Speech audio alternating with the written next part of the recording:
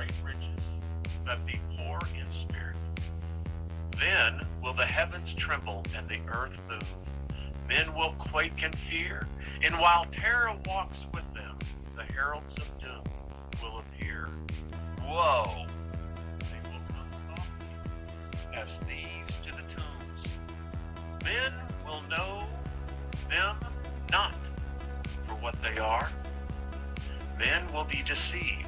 The hour of the destroyer is at hand. In those days, men will have the great book before them. Wisdom will be revealed. The few will be gathered for the stand. It is the hour of trial. The dauntless ones will survive. The stout-hearted will not go down to destruction. The great God of all ages, alike to all, who sets the trials of man, be merciful to our children in the days of doom. Man must suffer to be great, but hasten not his progress unto. In the great winnowing, be not too harsh on the lesser ones among men. Even the son of a thief has become your scribe. I'm telling you, you read this, it's as if it could be written for today. Chapter 4, The Destroyer. I continue. O sentinels of the universe, who watch for the destroyer, how long will your coming vigil last? O mortal men, who wait without understanding, where will you hide yourselves in the dread days of doom, when the heavens shall be torn apart and the skies rent in twain, in the days when children will turn gray-headed? This is the thing which will be seen. This is the terror your eyes will behold. This is the form of destruction that will smash upon you. There will be the great body of fire, the glowing head with many mouths and eyes ever changing. Terrible teeth will be seen in formless mouths, and a fearful dark belly will glow redly from fires inside. Even the most stouted man will tremble, and his bowels will be loosened.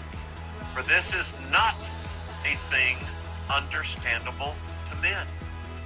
It will be a vast sky-spanning form, enwrapping the earth, burning with many hues within wide open mouths. These will descend to sweep across the face of the land, engulfing all in the yawning jaws. The greatest warriors will charge against it in vain. The fangs will fall out, and lo, they are terror-inspiring things of cold, hardened water. Great boulders will be hurled down upon men, crushing them into red powder. As the great salt waters rise up in its train, and roaring torrents pour towards the land, even the heroes among mortal men will be overcome with madness. As moths fly swiftly to their doom in the burning flame, so will these men rush to their own destruction. The flames going before will devour all the works of men. The waters following will sweep away whatever remains. The dew of death will fall softly as gray carpet over the cleared land.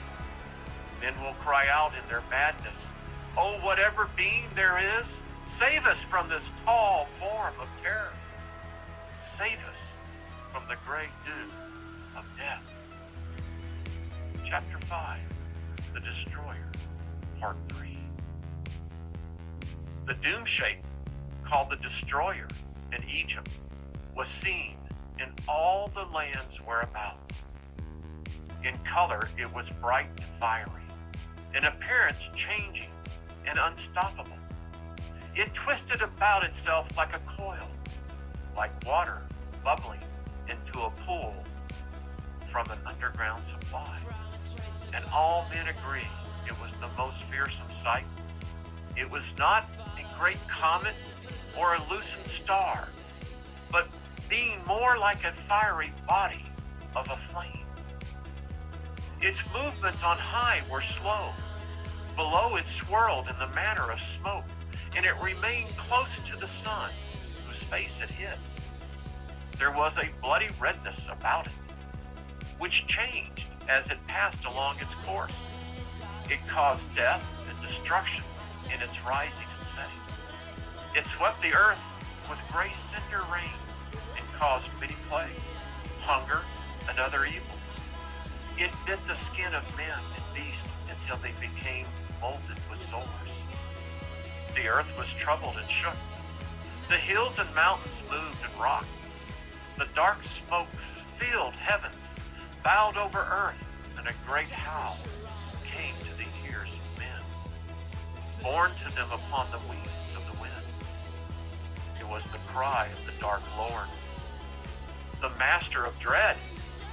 Thick clouds of fiery smoke passed before him, and there was an awful hail of hot stones and coals of fire.